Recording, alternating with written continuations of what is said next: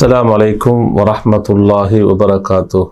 الحمد لله رب العالمين والصلاة والسلام على أشرف الأنبياء والمرسلين نبينا محمد وعلى آله وصحبه أجمعين أما بعد. அன்பார்ந்த சகோதர சகோதரிகளே, சஹீஹ் முஸ்லிம்ல வரக்கூடிய ஒரு ஹதீஸ், ஒரு சமயம் அல்லாஹ்வின் தூதர் ஸல்லல்லாஹு அலைஹி வஸல்லம் அவர்கள் தனது தோழர்களுடன் மஸ்ஜிதுன் நபவியிலே உட்கார்ந்திருக்கிறார்கள். அந்த நேரத்திலே அல்லாஹ்வின் தூதர் ஸல்லல்லாஹு அலைஹி வஸல்லம் அவர்கள் தோழர்களை பார்த்து கேட்கிறார்கள், மன் அஸ்பஹ மின்குமுல் யௌம ஸாயிமன், இன்றைய தினம் உங்களிலே நோன்பு நோற்றவர் யார் என்று கேட்கிறார்கள். அந்த நேரத்திலே அபூபக்கர் ரலியல்லாஹு அன்ஹு அவர்கள் சொல்கிறார்கள், அன யா ரசூலல்லாஹ், அல்லாஹ்வின் தூதரே, நான் இன்று நோன்பு நோற்றிருக்கிறேன்.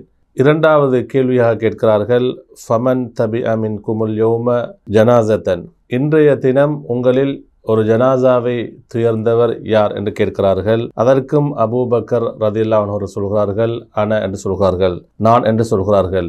மூன்றாவதாக ஃபமன் அத்அம மின்குமுல் யௌம மிஸ்கீனன், இன்றைய தினம் உங்களில் ஒரு ஏழைக்கு உணவளித்தது யார் என்று கேட்கிறார்கள். அதற்கும் அல்லாஹ்வின் தூதர் ஸல்லல்லாஹு அலைஹி வஸல்லம் அவர்கள் சொல்கிறார்கள், அன யா ரசூலல்லாஹ், அபூபக்கர் ரலியல்லாஹு அன்ஹு சொல்கிறார்கள், நான் என்று சொல்கிறார்கள். நான்காவது, இன்றைய தினம் உங்களில் ஒருவர் யார் ஒரு நோயாளியை விசாரிக்க சென்றது, ஃபமன் ஆத மின்குமுல் யௌம மரீதன், இன்றைய தினம் உங்களில் யாராவது ஒரு நோயாளியை நோய் விசாரிக்க சென்றீர்களா என்று கேட்ட பொழுதும் அதற்கும் அபூபக்கர் ரலியல்லாஹு அவர்கள் சொல்கிறார்கள், அன யா ரசூலல்லாஹ், அல்லாஹ்வின் தூதரே, நான் என்று சொல்கிறார்கள். இப்படி நபி ஸல்லல்லாஹு அலைஹி வஸல்லம் அவர்கள் ஒவ்வொரு சாலிகான நல்ல அமல்களை, வணக்க வழிபாடுகளை பற்றி கேட்கும் பொழுதெல்லாம் அபூபக்கர் ரலியல்லாஹு அவர்கள் நான் என்று சொல்கிறார்கள். இறுதியாக அல்லாஹ்வின் தூதர் ஸல்லல்லாஹு அலைஹி சொன்னார்கள், மஜ்தமஅன ஃபிம்ரிஇன் இல்லா தஹலல் ஜன்னா, இவ்வாறான நல்லமல்கள், வணக்க வழிபாடுகள் யாரிடத்திலே ஒன்று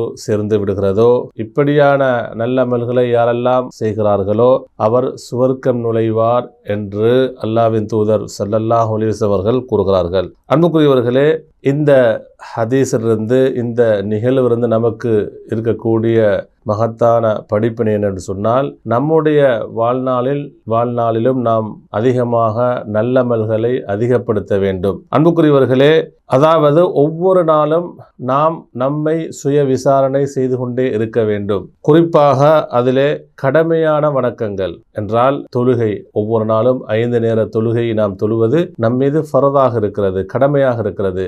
எனவே அதை நாம் சரிவர நிறைவேற்ற வேண்டும். அதிலே நமக்கு எந்த ஒரு குறைவும் செய்ய முடியாது.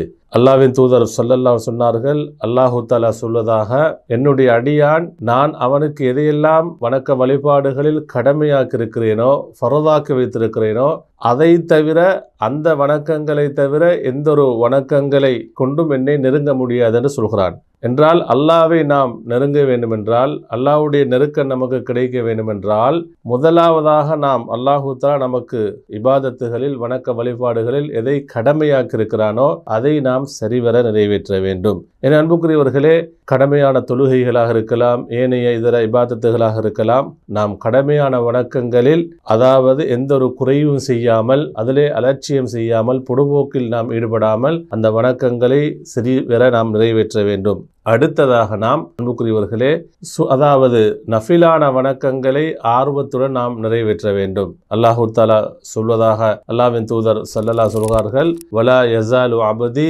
யதகர்ரபு இலைய பின் நவாஃபில், என்னுடைய அடியான் என்னை நஃபிலான உஃபரியான வணக்கங்களை கொண்டு நெருங்கிக் கொண்டே இருக்கிறான், என்னை அவன் நெருங்கிக் கொண்டே இருக்கிறான் என்று அல்லாஹு தஆலா குறிப்பிடுகிறான். எதுவரைக்கும், நான் ஹத்தா உஹிப்பஹு, நான் அவனை நேசிக்கும் வரைக்கும். எந்த அளவு நாம் நஃபிலான வணக்கங்களின் மூலமாக அல்லாஹ்வை நாம் நெருங்குகிறோமோ, அல்லாஹு தஆலா நம்மை நேசிப்பான். அல்லாஹ்வுடைய மஹப்பத், அந்த நேசம், அந்த அன்பு என்பது நமக்கு கிடைத்து கொண்டே இருக்கும். அன்புக்குரியவர்களே, எனவே நாம் நஃபிலான வணக்கங்களை நாம் பார்க்கும் பொழுது, சுனனுர் ரவாத்திப், நாளாந்தம் நாம் செய்ய வேண்டிய வணக்க வழிபாடுகளில், நஃபிலான வணக்கங்களில் கடமையான தொழுகைக்கு முன்பின் அந்த சுன்னத்துகளை நாம் சரிவர நிறைவேற்ற வேண்டும். ஃபஜ்ருடைய தொழுகைக்கு முன்னால் 2 ரக்காத்துகள், லுஹருடைய தொழுகைக்கு முன்பு 4 ரக்காத்துகளும் பின் 2 ரக்காத்துகளும், மகரிபுக்கு பின் 2 ரக்காத், இஷாவுடைய தொழுகைக்கு பின் 2 ரக்காத்துகள், இப்படி 12 ரக்காத்துகள் நாளாந்தம் நாம் சுனனுர் ரவாத்திபாக நிறைவேற்ற வேண்டும். அடுத்த அன்புக்குரியவர்களே, அதுக்காரு சபா வல் மசா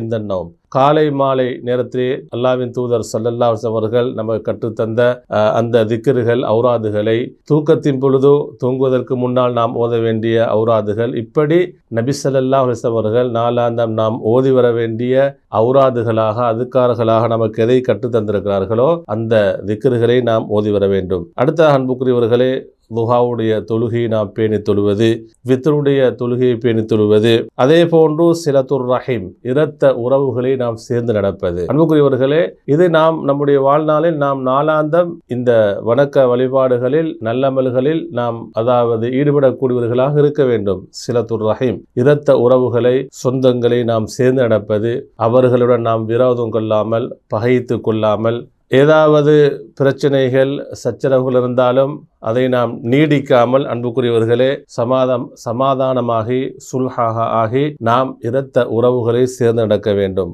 அடுத்ததாக அஸ்ஸதகா, முடிந்த அளவு நாம் நம்முடைய சக்திக்குட்பட்டவாறு தர்மங்களை நாம் செய்ய வேண்டும். அல்லாஹ்வின் தூதர் ஸல்லல்லாஹு சொன்னார்கள், இத்தகுன்னார வலோ பிஷிக்கு தம்ரத்தின், ஒரு பேரித்த பழத்தின் கீற்றை கொடுத்தாவது நீங்கள் நரகத்தை அஞ்சிக் கொள்ளுங்கள். எனவே நமக்கு எந்த அளவு முடியுமோ, நமக்கு வசதி இருக்கிறதோ அந்த அளவு நாம் அதாவது தர்மம் செய்யக்கூடியவர்களாக, சதக்கா அந்த வணக்கத்தில் ஈடுபடக்கூடியவர்களாக மாற வேண்டும். அடுத்ததாக கிராஅத்துல் குர்ஆன், நாளாந்தம் நாம் அதாவது அல்லாஹ்வுடைய கலாமிருந்து ஒரு பகுதியாவது நாம் ஓத வேண்டும், வாசிக்க வேண்டும். ஓதக்கூடிய அந்த வளமையை நாம் நாளாந்தம் ஏற்படுத்திக் கொள்ள வேண்டும். அடுத்த அன்புக்குரிய சகோதரர்களே, தருக்குல் மஆசி வ தருக்கு மா லா யஅனிஹி, பாவங்களை விட்டு முழுமையாக நாம் தவிர்ந்து கொள்ள வேண்டும். பாவங்களை விட்டு முழுமையாக தூரமாக வேண்டும். அதே போன்று நமக்கு அவசியமில்லாத விடயங்களையும் நாம் விட வேண்டும். இம்மை மறுமையுடைய விடயங்களில் பயனளிக்காத அந்த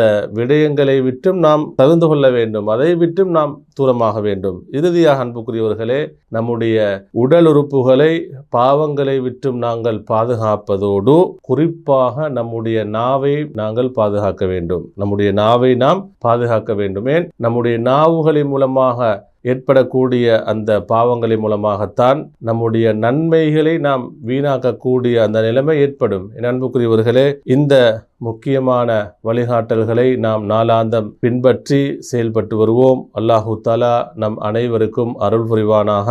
வ ஆகிர் தஅவானா அல்ஹம்துலில்லாஹி ரப்பில் ஆலமீன்.